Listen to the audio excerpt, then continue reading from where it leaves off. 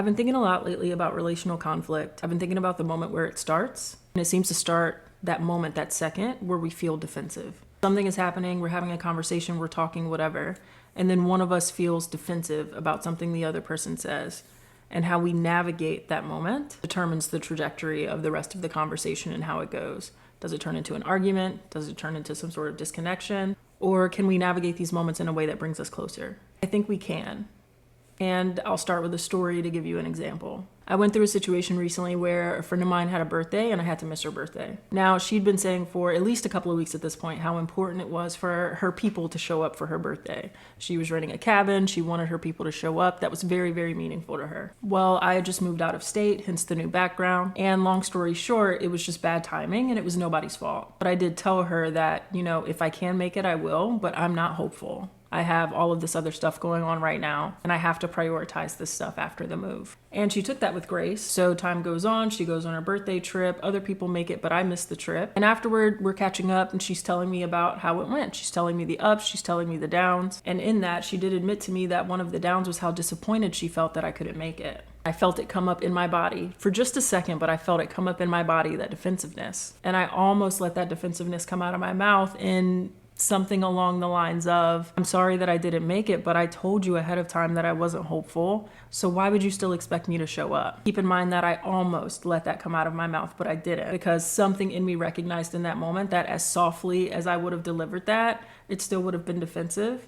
And that wasn't the move that I wanted to make in that moment. So I caught that notion in thin air and I set it aside and I put a bookmark in it for later. That's my feeling. I'm going to reflect on that later.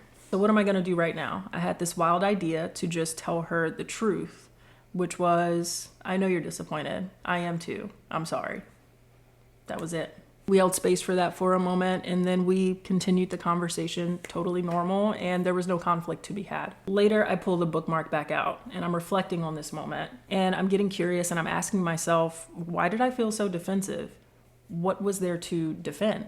Because when someone is telling us how they feel, which that's all she did, she stated a feeling, that's not an attack on us. Stating a feeling is not the same thing as stating a criticism or a character call. And that's all she did. She literally just stated a feeling. I did feel really disappointed that you couldn't be there. That's it. She didn't say it in a guilt trippy or attacking kind of way, though that was not her intentions. If anything, she was confiding in me, which is what friends do.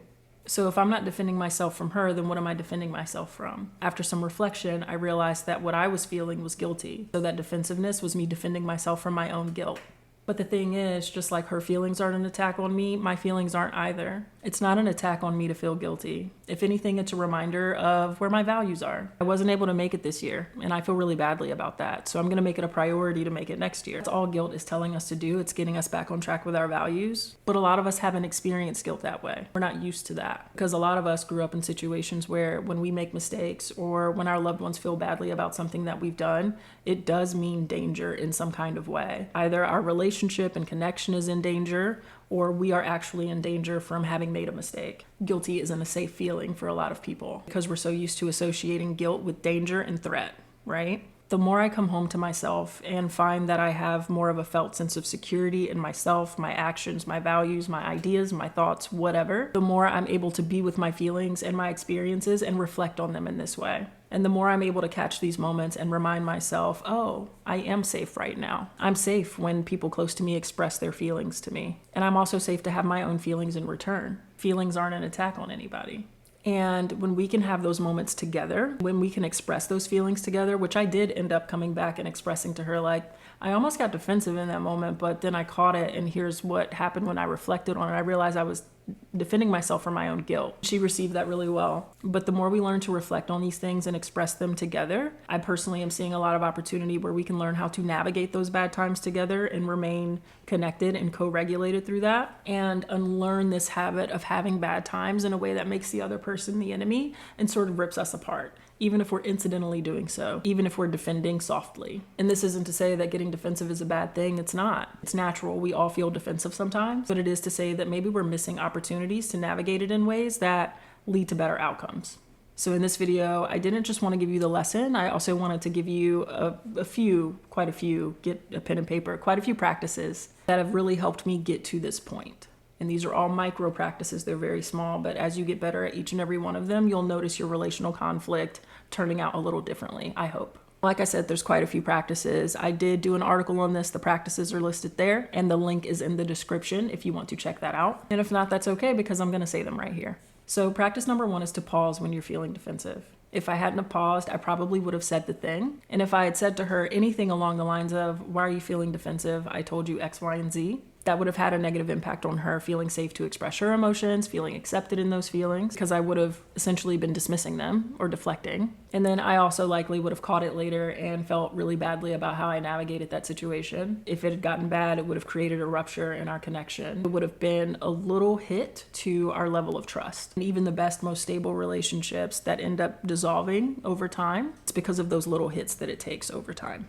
Just practicing the pause helped prevent a lot of that, okay? Practicing the pause is what allowed me to catch it and put it over on a bookshelf with a bookmark in it to reflect on it later. And then if I decided there was something I wanted to address, I could come back later and address it, right? It doesn't mean we're stuffing it away for good. It just means we're gonna do this later, because we're not sure how we want to handle this right this second. Number 2 is to practice noticing the difference between someone attacking you and someone confiding in you how they feel. So many of us can struggle with accepting any sort of feedback or even taking accountability, because when somebody expresses that they feel badly about something that we've done, we see that as some sort of an attack. Oh, my water cup is in the way.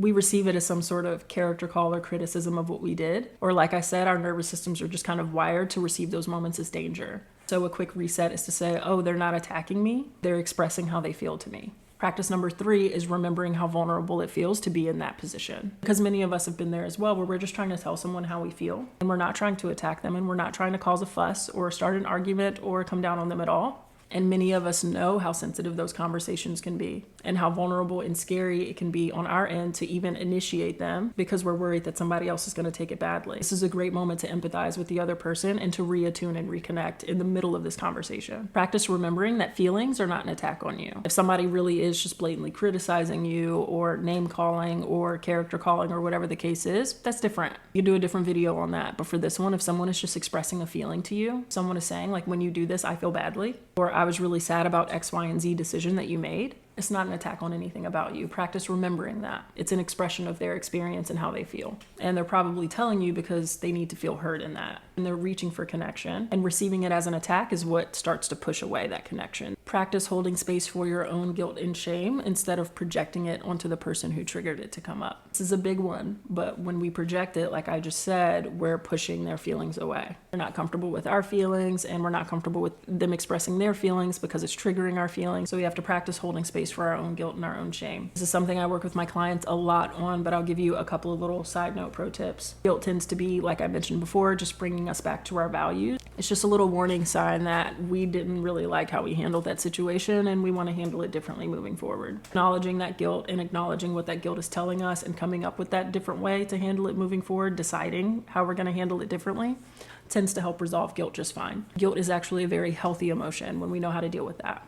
Guilt says I did a bad thing and I want to do something different. Shame says I am a bad thing, therefore I'm not worthy of love, respect, belonging, being here, whatever the case is. Shame oftentimes needs empathy. This is where it helps to have a practice of self-compassion and self-empathy. It's also where it helps to have people that you can call that you know are good at affirming and empathizing and showing up for you in that way. That can be your therapist or coach. It could be good friends. It could also be a verified listener on a website called 7 Cups.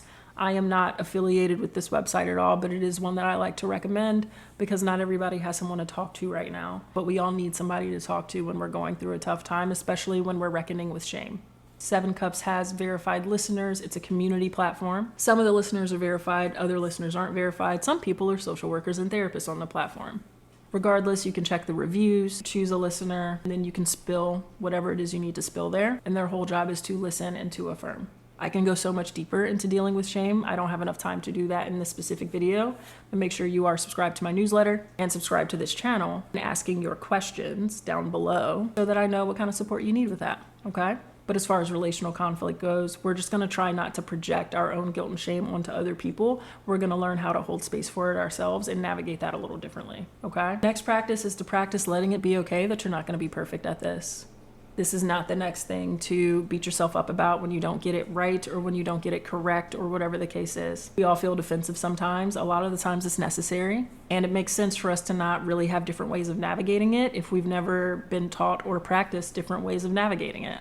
So we're new at this, and that's okay. We all need a lot of grace. It's not about performance, it's about connection. Try to keep that in mind. And on that same note, practice using those missed opportunities for accountability. When you do notice that you got defensive or a little dismissive or whatever the case is, take the initiative to bring it back up later to the person without them having to chase you around. Bring it back up on your own accord. Let them know that you now hear what it is that they were really saying because you thought about what they said. Let them know that you do have empathy for that and that you care about their feelings, and that you're working on dealing with your own defensiveness, your own guilt, and your own shame a little differently to create more space for them to be able to tell you those things without being rejected in return. Communicate all of this with the people around you, and then practice. I know this list of practices is long, but that in a nutshell is a masterclass on conflict resolution, or at least how to deal with our own defensiveness so that we can navigate conflict in healthier ways. Speaking of practice, personally, I'm really looking forward to my next steps, which are to build and grow an online community of people off of social media, where we'll get to practice a lot of these relational practices together, as well as other stuff that you hear me talk about on this channel, on my TikTok, and on my newsletter.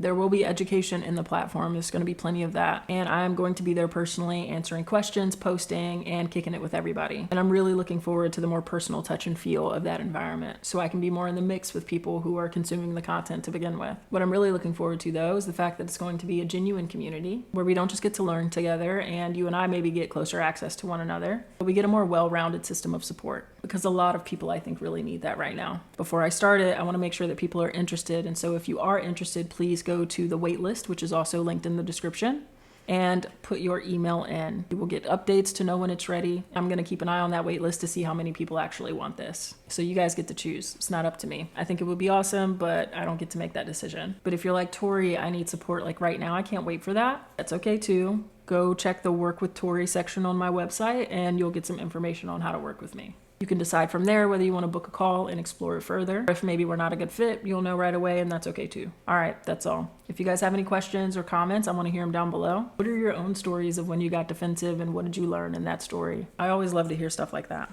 But I'll talk to you soon. Thanks. Bye.